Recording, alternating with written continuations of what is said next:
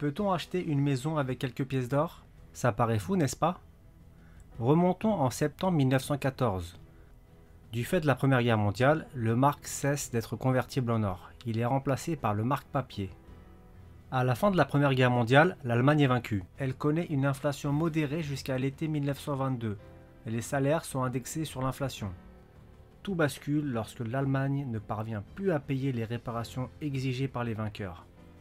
Les Français et les Belges vont lancer une opération pour occuper la Ruhr, la principale région industrielle, afin de se payer à la source.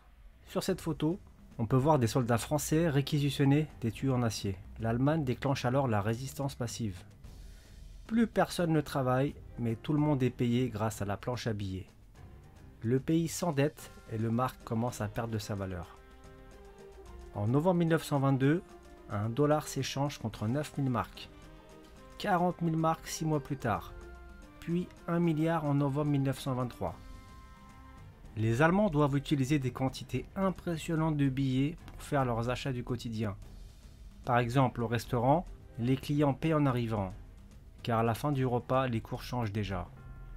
La monnaie était devenue une patate chaude dont tout le monde voulait se débarrasser rapidement.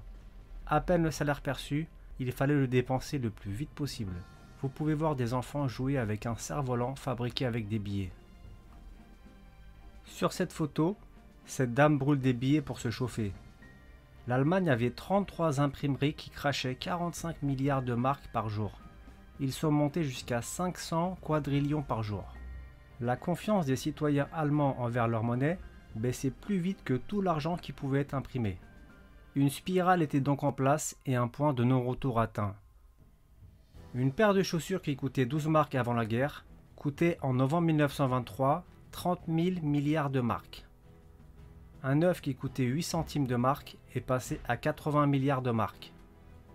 Seuls l'or et l'argent ont dépassé l'inflation. L'once d'or est passée de 100 marques à 80 billions de marques. Les pauvres ont été les moins touchés, car ils l'étaient déjà avant la crise. Les riches se sont enrichis, car ils ont pu saisir les opportunités. Ce sont les classes moyennes, comme toujours, qui ont été les grandes perdantes. À cette époque, vous pouviez acheter un bloc de biens immobiliers commerciaux à Berlin pour 25 onces d'or. Pour s'en sortir, en novembre 1923, l'Allemagne met en place le Rentenmark, une monnaie de transition. Son cours est fixé à 1 milliard de marks. En août 1924, l'Allemagne signe le plan Davis, qui réaménage les versements dus par l'Allemagne au titre des réparations. Dans le même temps, l'Allemagne se voit accorder un prêt de 200 milliards de dollars levé sur le marché américain. Ainsi dopée, l'économie allemande entre dans une période de prospérité connue sous le nom des années d'or. Ceux qui ont gardé leurs économies en marques ont tout perdu. Lors des grandes crises comme celle-ci, la richesse n'est pas perdue, elle est simplement transférée. Cette période d'hyperinflation remonte à un siècle. Avons-nous d'autres exemples plus récents? Vous avez très certainement entendu parler de l'hyperinflation au Venezuela. Entre septembre 2017 et septembre 2018, le taux d'inflation grimpe de plus de 340 000%. Fin 2018, il passe à 1,7 million de %. Tout ne repose qu'à une seule chose, la confiance dans la monnaie.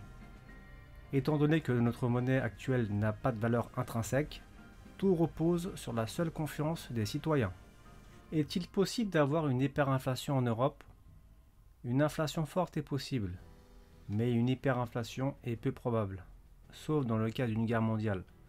Dans tous les cas, avoir de l'or plutôt qu'une quantité importante de cash sera toujours plus intéressant. L'histoire nous l'a déjà prouvé. À nous d'en tirer des conclusions. Dites-moi ce que vous en pensez dans les commentaires. Merci et à bientôt.